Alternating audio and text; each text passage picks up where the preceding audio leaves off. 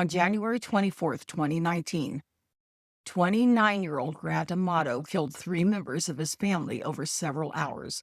Cold, calculated, targeted erasures of a family that had shown him only love, support, and grace. He was later convicted of murdering his parents and brother and sentenced to life in prison without the possibility of parole. But in the weeks leading up to that day, something else had already taken hold.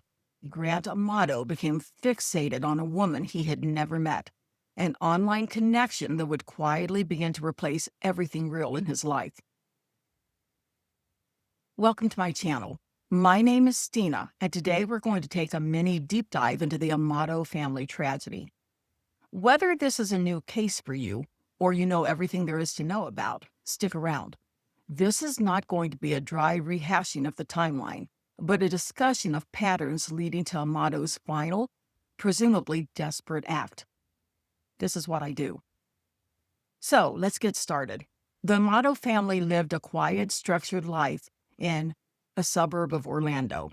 His parents were professionals, and this wasn't a chaotic or unstable environment.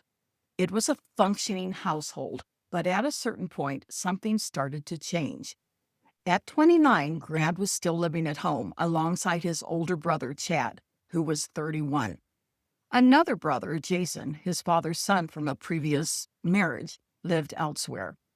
And that matters, because what happens next doesn't come from chaos. It comes from something much harder to see. Grant and his older brother, Chad, were, at one time, inseparable.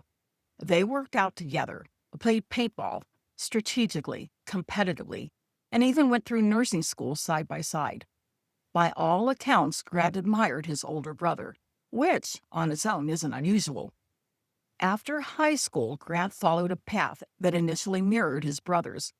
He attended nursing school, moving in the same direction, at least on the surface. But that path didn't hold. He later failed out of a nurse anesthetist program, a setback that marked the beginning of a quiet shift. By mid-2018, that shift had become harder to ignore. While working at a hospital in Orlando, Grant was accused of stealing medication and improperly administering drugs, allegations that led to his suspension while the investigation was underway. And from that point on, something changed. Without the structure of work or forward momentum, his world began to narrow. He spent most of his time at home, on the computer, playing online games, browsing, withdrawing from anything that had once resembled direction. And when structure disappears, something else tends to take its place. And this is where the pattern starts to become harder to ignore. Grant became fixated on an online persona, a cam model, someone he had never met but began investing as if the relationship were real. Not just emotionally, but financially. Thousands of dollars turned into tens of thousands. And when that wasn't enough, he didn't stop. He reached into the one place that had always been there to support him, his family. Investigators would later estimate that he took hundreds of thousands of dollars from them, money that had been earned, saved, and entrusted within the same household that was still trying to help him.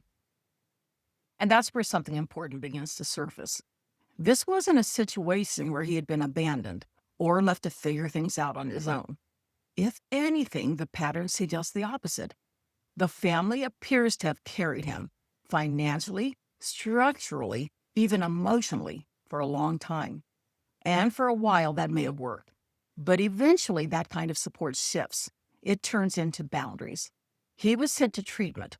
He was given rules, clear ones: get a job, go to therapy, cut off the connection that had taken hold of his attention, and, increasingly, his identity. It wasn't a suggestion, it was an ultimatum. But the connection didn't stop. And when it became clear that it hadn't stopped, the support that had always been there was finally withdrawn. He was told to leave. And for someone who had been carried for as long as he had, that may have been the one thing he couldn't absorb. What followed wasn't chaotic in the way people often expect. It was shaped by something that had been building long before that day. By that point, Grant's connection to this online relationship hadn't just influenced his behavior, it had begun to replace his sense of reality. And when that connection was threatened, everything else had already lost its weight. Even after killing his father, he used his father's phone, unlocking it with his father's fingerprint, to send a message to his brother asking him to come home. And later, it would become clear that this wasn't random. It appeared to be part of an attempt to shift responsibility, to redirect what had happened onto his brother, not as a separate act, but as a continuation of the same pattern. Protect the connection, preserve the illusion at any cost. This isn't about assigning a label. It is about recognizing a pattern. Most people will never act the way he did, but the underlying mechanism isn't as distant as it might seem. The ability to fixate, to attach meaning, to prioritize something that feels emotionally real over what is actually real, that's human. What makes this case different is how completely that process took over, until nothing else held weight. This case doesn't start with violence. It starts with a shift in reality. So gradual, it's almost invisible, until it isn't.